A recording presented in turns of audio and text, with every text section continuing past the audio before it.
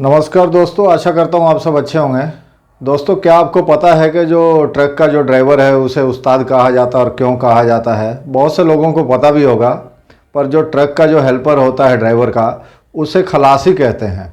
और खलासी क्यों कहते हैं, ये शब्द कहाँ से आया, इसका क्या मतलब है, अगर आपको नहीं पता है तो चलिए मैं आपको बताता हूँ इस वीडियो में। दोस्तों, बने रहिएगा मेरे साथ अंत तक।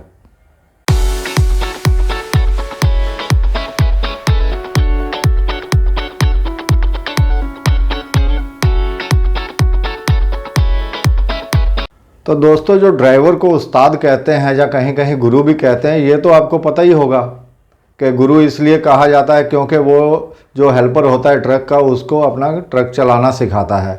देखिए, जो इंडिया में क्या है कि मोटर ट्रेनिंग के स्कूल तो है ही, जैसे विदेशों में भी है, वहाँ मोटर ट्रेनिंग के स्कूल हैं। अपना लोग उसको कार सीखनी हो, किसी को बाइक सीखनी हो, ट्रक सीखना हो, जाके आदमी सीख सकता है। लेकिन इंडिया में क्या, अगर आपको लाइट जो व्हीकल है, कार वगैरह सीखनी है तो ट्रेनिंग स्कूल हैं, लेकिन अगर आपको ड्राइविंग सीखनी है किसी बड़ी गाड़ी की तो उसके लिए कोई ट्रेनिंग स्कूल जो है अपना इंडिया में अभी तक अवेलेबल नहीं है, और ना ही मैंने कोई देखा है। तो उसके लिए क्या करते थे कि लोग क्या करते थे, अपना किसी ट्रक ड्राइवर के साथ रहते थे हेल्पर के तौर पर। साल 2 साल लगते थे, कईयों को कई कई साल लग जाते थे। मैंने अपने लाइफ में ऐसे भी लोग देखे हैं जिनकी पूरी ज़िंदगी पार हो गई इसी काम में, लेकिन वो आज तक ड्राइवर नहीं बन पाए।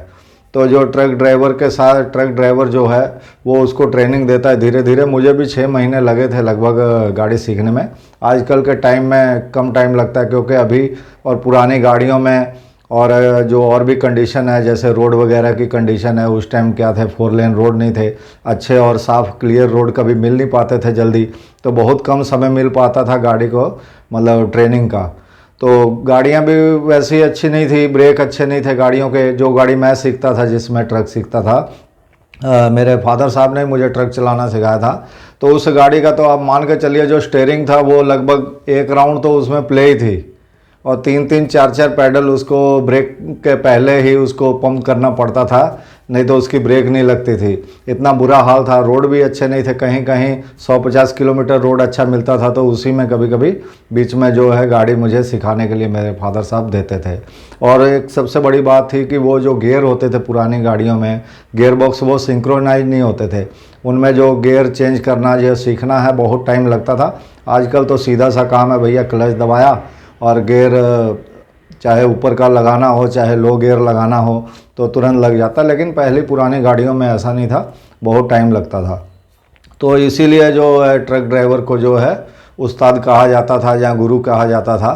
तो हेल्पर जो है, जो ट्रक का हेल्पर है, इसको खलासी क्यों कहते हैं? दोस्तों, जब ट्रक भी नहीं थे दुनिया में तो भी ये वर्ड खलासी था। एक्चुअली ये वर्ड आया है पानी के जहाज़ों से। जो पानी में शिप चलते थे पुराने ज़माने में, जो अपना तिरपाल वगैरह लगाते थे, विंड पावर के यूज़ करके वो उनका जो शिप जो चलता था, तो उसमें जो लंगर डालते थे, तिरपाल लगाते थे, रस्से खींचते थे, जहाँ उस पर जो माल वगैरह लोड अनलोड होना होता था, तो उसको लोड अनलोड करने वाले जो आदमी होते थे उन्हें खलासी कहा जाता था। तो उसके बाद जब रेलवे आई, रेलवे में भी जो लोग ऐसा काम करते थे तो उनको भी खलासी कहा जाने लग गया।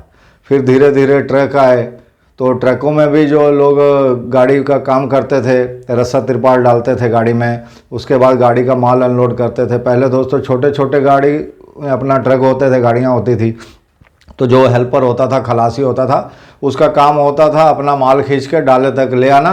वहाँ से जो जिसका भी व्यापारी का या दुकानदार का माल है वो अपना, उसकी जो लेबर होती थी उतार लेती थी। तो वो माल उतारना पड़ता था पहले। अभी तो खैर ट्रक इतने बड़े हो गए, ना ही अब ट्रकों में खलासी बचे हैं। और खलासी वर्ड तो तब से चला आ रहा है कि जब ट्रक नहीं थे, और अब ट्रक रहेंगे पर खलासी नहीं रहेंगे, क्योंकि जिस हिसाब से अब ट्रकों में लोग कम आ रहे हैं, अब मुझे लगता है आज की डेट में मुश्किल से 10-15% गाड़ियों में खलासी या हेल्पर होंगे। तो दोस्तों, ये जो मैंने आपको पूरी जानकारी दी है खलासी के बारे में, क्या आपको पता था ये वर्ड कहाँ से आया, इसकी हिस्ट्री पता थी? तो ये जानकारी आपको कैसी लगी दोस्तों, मुझे बताइएगा कमेंट बॉक्स में ज़रूर, और लिखिएगा। और दोस्तों, इसी के साथ बने रहिएगा मेरे साथ। फिर मिलेंगे किसी नई वीडियो में नई जानकारी के साथ दोस्तों। धन्यवाद।